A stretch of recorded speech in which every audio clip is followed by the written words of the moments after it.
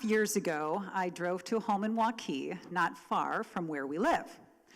I gathered my letters and my pictures, all of my proof. I mustered up some courage, fixed my hair, walked to the door, rang the doorbell, and no one was home. Because only in the movies is anybody ever home on the first attempt at a grand gesture. But a few days later, I went back, and a lovely young woman invited me in. We were joined by a young man, presumably her husband. I said to that young man, "My name is Colleen Kelly. Do you know who I am?" And he said, "Yes." That young man is my half-biological brother, Greg, someone who for 30-plus years I had only known from photographs, but he was someone I had wanted to know in real life for a very long time. Let me back up. My mother had me at 18. My biological father wanted nothing to do with a baby. And for whatever reason, my mother wasn't particularly forthcoming about who my biological father was. And I learned that when you don't have a Norman Rockwell-esque family, people almost demand to know why. Simply saying, "I don't have a dad," doesn't cut it. So I would make up stories. For instance, in the early 80s, when feather earrings were in style, I told people my dad was a Native American Indian, and he had made me these earrings out of birds he had killed. What is a little unique about my story is that my biological dad's mom, my Grandma Bridie, a pious Irish woman, did want to be a part of my life. So I was raised with her and her husband, my Grandpa Barney, as this nice older couple who we saw all the time, and they let me run in and out of their home until one day, I was about 7, and I was standing in Bridie's kitchen. I made a comment about how she always had the best cookies in her cookie jar. And she said, "Well, that's what grandmas are for." I said, "You're my grandma? Who's my dad?" And she said, "Kevin." So I walked out of the kitchen, down this hallway, where I knew she had photographs of all of her children, and there was this 8x10 of my biological dad. And it made sense. I kind of looked like him. And although I was only 7 and far more interested in getting my hands on another one of those cookies than cataloging all the ways my bio dad and I were similar, I knew this was a big moment. Time went by. I learned my bio dad had gotten married and started a family, and I remember the first time I saw my brother Greg's picture on my grandma's fridge. He was young because I was only a teenager, but I stood there and looked and thought, I have a little brother. Time went by, my grandmother ended up passing away, but through conversations with my grandfather, I learned that Greg was going to college at Central in Pella. And at the time, I was living in Des Moines, and I thought, well, this is it. Our paths are crossing. I think we should know each other. So I ran the idea past my grandfather. He thought it was a great idea. He said, I'll meet you in the Amana colonies, kind of facilitate this. The only thing was, I didn't think Greg knew that I existed. I didn't think I should be the one to tell him. So I wrote my biological dad a letter, basically saying, I've accepted the fact that you don't want to be a part of my life, but my brother Greg is an adult.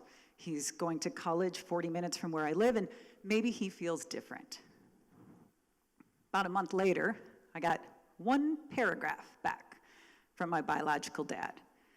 It read, Dear Colleen, I am shocked that you would want anything to do with me or my family. You forced me to have a very uncomfortable conversation with my son. He has decided he does not want to know you. We expect that you will respect his decision. Ouch, that hurt. How could he not want to know me? I'm funny, I'm kind, I'm on the flippin' radio. I mean, we're related. But I respected his decision and moved on with my life. As fate would have it, Greg ended up graduating from Central and moving to Des Moines. My grandfather came here in 2010 for my wedding, And he said something at our reception that struck me. He said it was too bad he drove all the way here from Indiana and he couldn't see both of his grandchildren because he couldn't tell Greg why he was here.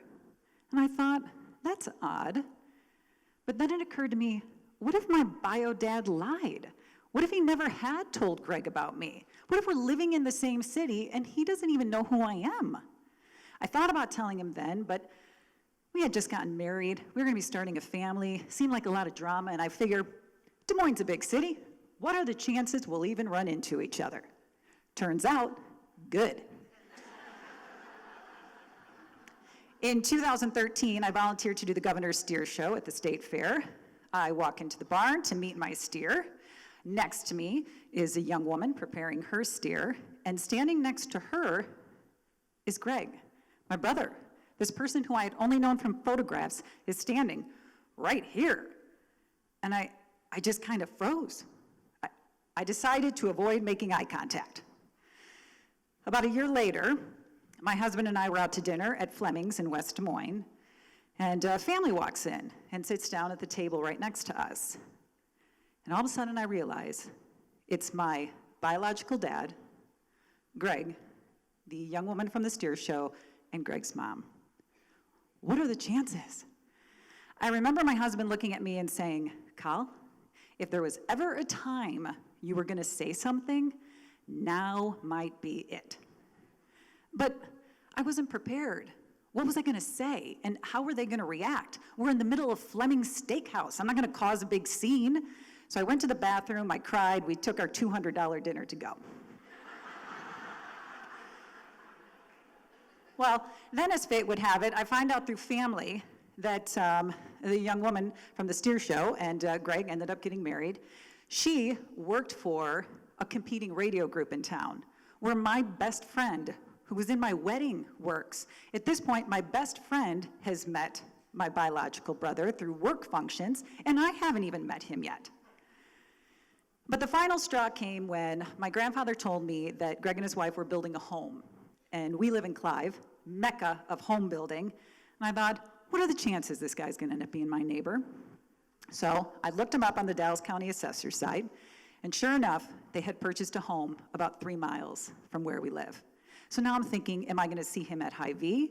Am I gonna see him at Lifetime Fitness, at all the local bars and restaurants? Am I gonna go the rest of my life avoiding eye contact? You know, for most people, family is something you're given, you're born into. They're the people we celebrate with, the people we grumble about. But for those of us who don't have it that easy, we're left to wonder how and if we fit in. Our identity as a mother, a father, a brother, a sister, a daughter isn't just given like it is for other people. And in all these times that my path was crossing with Greg, I felt like I was standing on the outside of a house, and inside was a dad, a brother, a sister, and although we were related, I was like this creepy, nosy neighbor staring in a window, and it just felt bad. I thought long and hard about contacting Greg, because you can't insert yourself into someone else's life without there being consequences and a little bit of a ripple effect.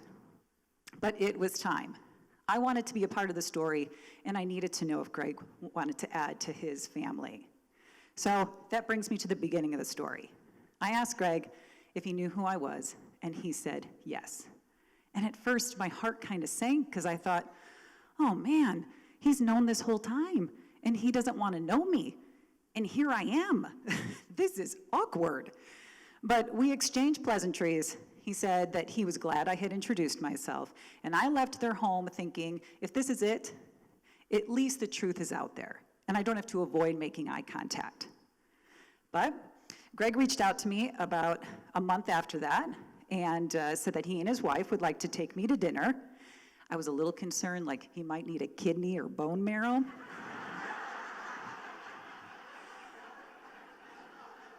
He did it. He did it. He did. We had a great night, great conversation, and you know what?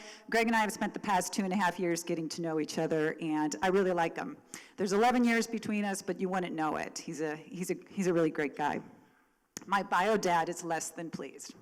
He made a decision decades ago, and he had hoped his family would follow suit and respect that decision. He questions my motives and my intentions, but I know those are rooted in truth and my family tree.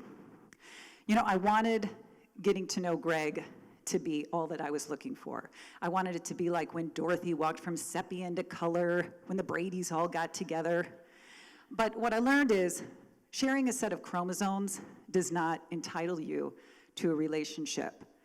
Maya Angelou said, "It is an accident of birth that makes us brothers and sisters. Brotherhood and sisterhood is a condition you have to work at." And I will never have a Norman Rockwell-like family. It's messy, it's a little complicated, but so is everyone else's.